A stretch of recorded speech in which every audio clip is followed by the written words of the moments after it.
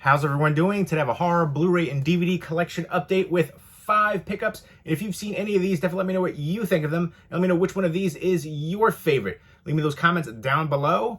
But let's go ahead and get into it. First up is the 4K release for Crimes of the Future. I remember picking up the Blu-ray release for it, and I was like, you know what? I heard there was a 4K coming. I was like, I will upgrade this one because I love the heck out of it. But I feel like there's just so many instances of where a studio released a Blu-ray, and then like 6 months to a year and a half later, they were releasing the 4K. There's another movie in here where the director was the director of Violent Night, and that one had the Blu-ray release, and now it's a 4K coming. Just so many instances of that. Malignant, Black Phone, Megan, just it goes. Wrath of Man was one. I think that was maybe 2 years on that one. So that one maybe gets a pass. But there's so many films now where I'm getting more particular. If it's just a Blu-ray release, I'm gonna wait because it just feels like it's gonna have a 4K release 6 months, a year later. And companies like Arrow Video are doing it quite frequently, where they release this like limited edition, collector's edition, Blu-ray, new transfer, and then they'll release the 4K set of it like a year later. Blue Underground's been doing that. They're like notorious for that. Scream Factory has been doing it too. I used to call them re-release factory. But there's ones where, they'll release like a 4K, or then they'll release a special edition or steelbook.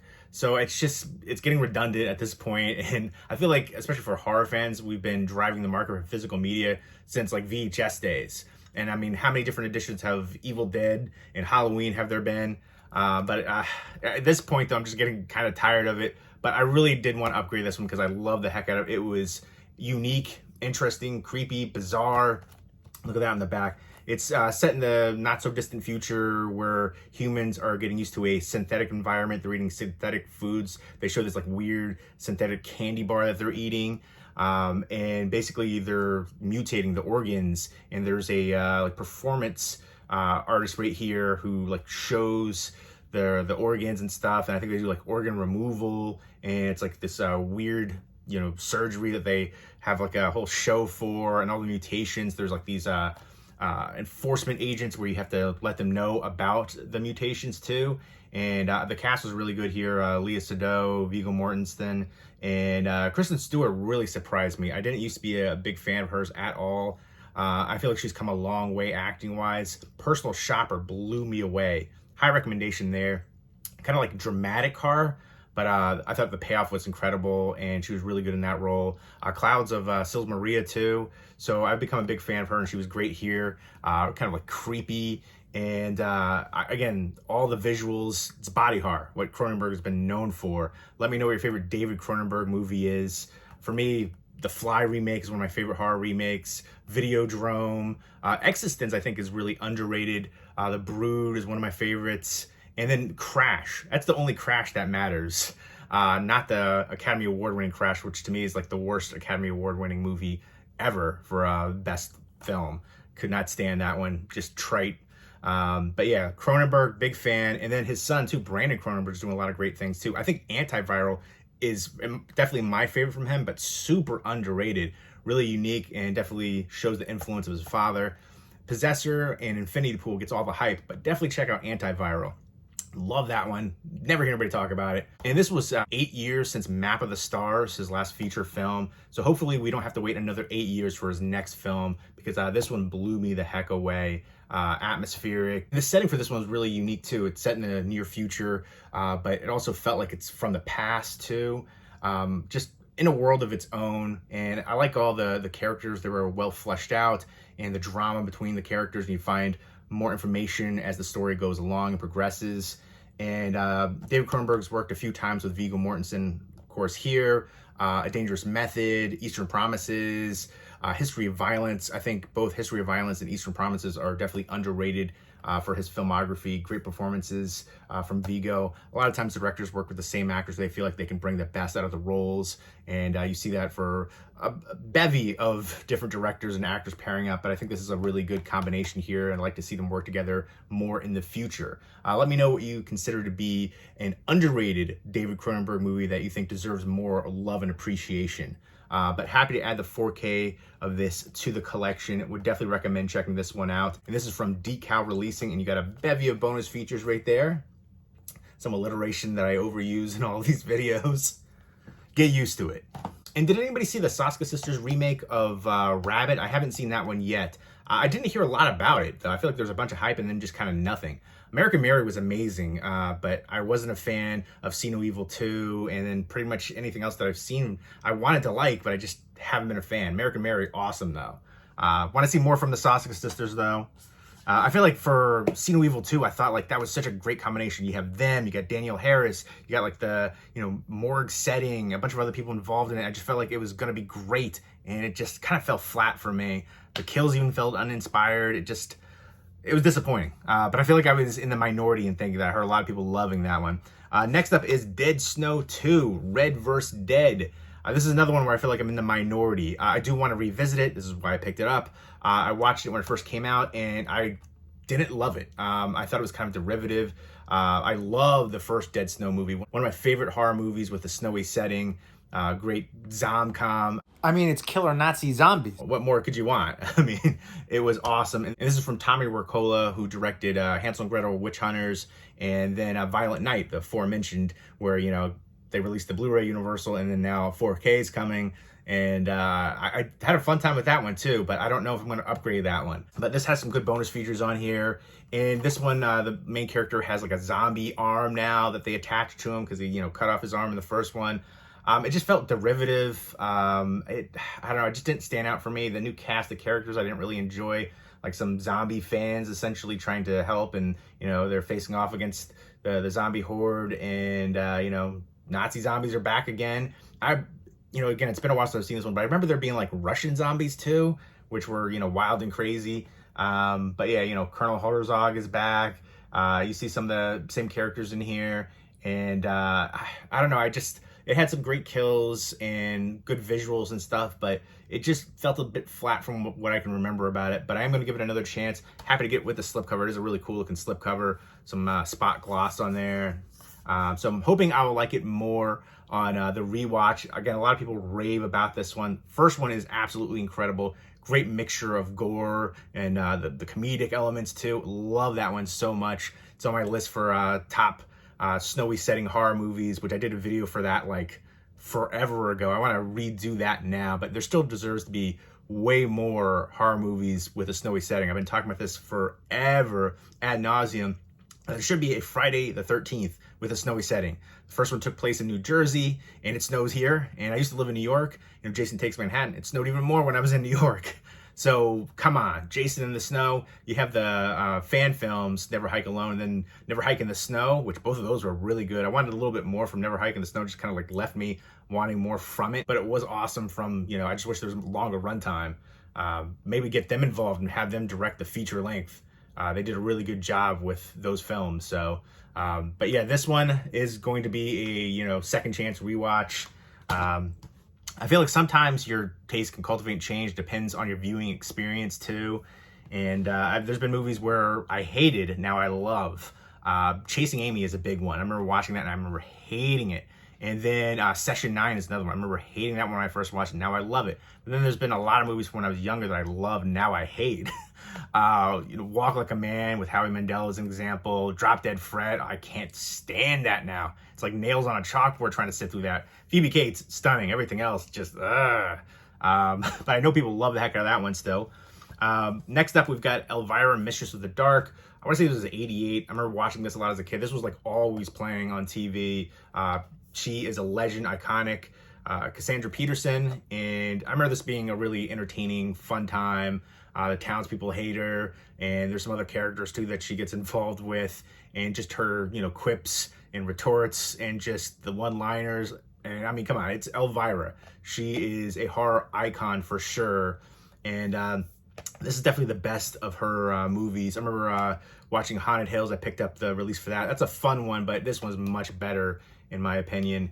And she inherits a like a big mansion, and there's all kinds of crazy. She was like a a horror TV personality, and this is the Arrow Video Steelbook release. And again, you get a bevy of bonus features, limited edition Steelbook contents right there. Restoration from a 4K scan, original film elements.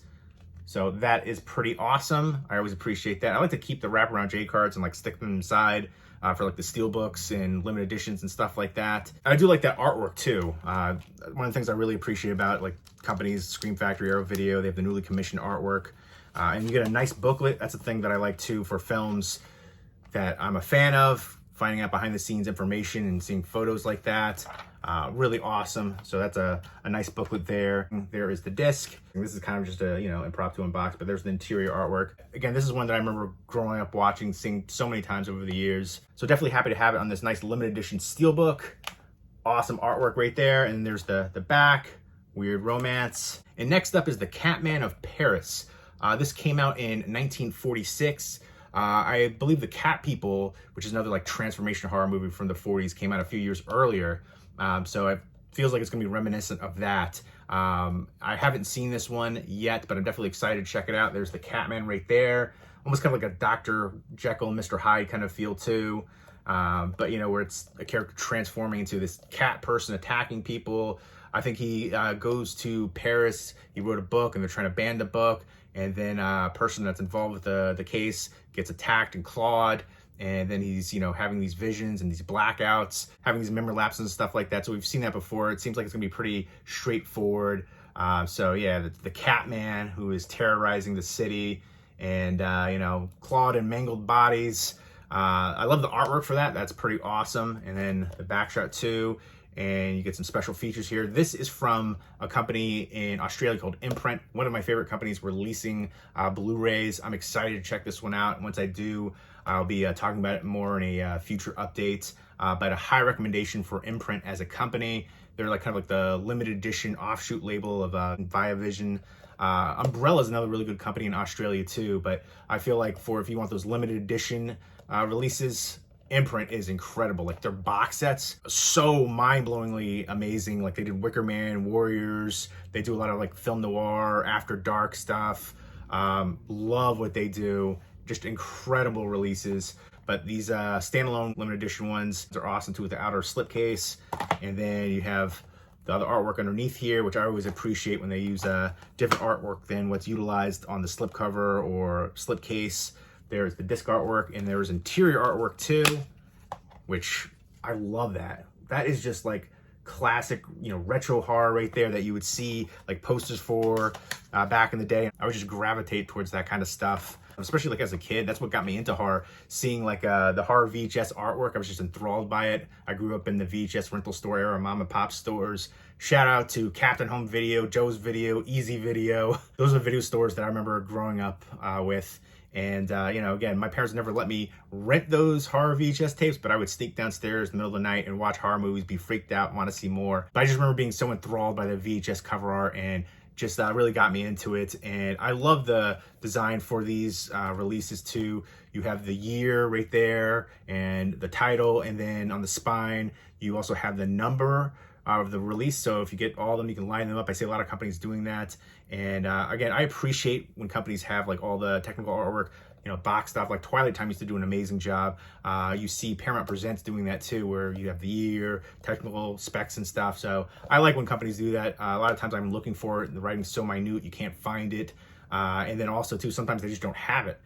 So I appreciate little things like that. But this is one I'm really excited to check out. Let me know what your favorite 1940s horror movie is. And last, but not necessarily least, this is one I want to revisit too. It's called Let It Snow. This took place at a Georgian ski resort, and there's a couple there, and they're told, the cautionary tale: stay away from that, that slope, that ski range. Don't go there. And of course, what do? They go there. Stay away from there. That's mountain death, And there's a person on a snowmobile attacking people, and they have to fight to survive. They're, stay away from the forbidden slope. Come on, right there. But of course that happens, and then the one character goes missing, and then the girl here is attacked, and she has to, fight to survive. The cinematography here is absolutely incredible. I remember looking at the special features here, the making of, and just showing what they went through. Amazing. You have to appreciate that. For certain movies, like I enjoy the special features making of better than the movie, especially for like low budget stuff. You see the blood, sweat, and tears that go into it. It doesn't always necessarily translate to a good movie, but it makes you appreciate the process. I didn't think this was necessarily a great movie, but I do want to revisit it. I love horror movies with a snowy setting. Let me know what your favorite horror movie with a snowy setting is. John Carpenter's The Thing is my all-time favorite movie. That sense of isolation, paranoia, Ennio Morricone's score, just haunting, that heartbeat. And then you've got Dean Cundey's cinematography, Rob Bottin's practical effects stand the test of time. The whole cast there, I just love that one so much. But there's a ton of great ones. The Shining, of course. 30 Days of Night is my favorite vampire movie. Utilizing the extended periods of darkness. Barrow, Alaska. There's other, I think there's one called like Frostbitten too out there, but not as good as 30 Days of Night. But the vampires in there were just gritty, dirty, nasty, raw, and just the way that they spoke and acted. Ben Foster as the stranger character. They didn't cop out at the ending for it. So I feel like there's some really great ones out there, but there should be so many more. But yeah, the snowman scene was interesting. But again, the visuals were awesome. Tremendous cinematography. The rest felt a bit flat. The two leads were decent in the roles, but it just made me want more. And then like the story of it just didn't really fully come to fruition or work. And it could have been so much better. I think it just need better writing, honestly. That was like the biggest thing. But I do want to revisit it. And again, the snowy setting, the cinematography were just so incredible and stunning and a visual feast. I kind of want to revisit for that too. But I'm hoping I will like this one more on a rewatch. But this is a DVD release from Lionsgate. They were releasing a bunch of just, direct-to-DVD, just only DVD, no Blu-ray release. Another one that I thought was actually good was an Irish horror movie called Hole in the Ground, dealing with like kind of the changeling mythology. Never heard anybody talk about that one, but I enjoy the heck out of that one. And there we go. Those are the 5 horror pickups. We got a 4K, we got a limited edition Steelbook, limited edition Australian import, and then a DVD in here too. And I'm happy to get the slipcover. I know not everybody cares about slipcovers for both of these, by the way.